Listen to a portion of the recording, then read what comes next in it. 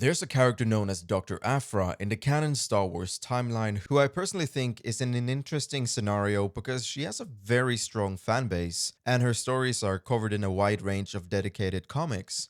And yet, I feel like she's fairly underrated, at least in contrast to other characters in Star Wars, despite her being quite influential and outright awesome. You see, Dr. Aphra is an archaeologist and the type of character who explores the galaxy and continues to stay in a fine line between good and bad.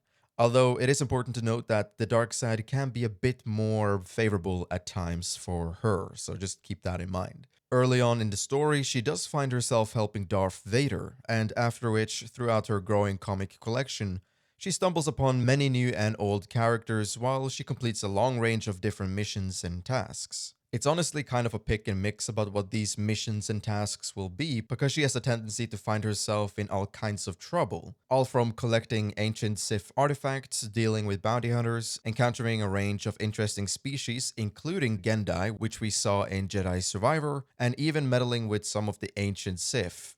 Sort of. So what I love about Aphra is that she's the type of character that you can follow if you feel like Star Wars is getting a bit stale, since with almost every story we get from her, she will take you through a new kind of journey or something that you haven't really seen anywhere else in our current canon. However, you must be willing to read comics in order to get these stories, because that's where she is present, which I think is both good and bad, although she would make a good candidate for a live action figure at some point. That said, let us know what you think about Dr. Aphra in the comments below.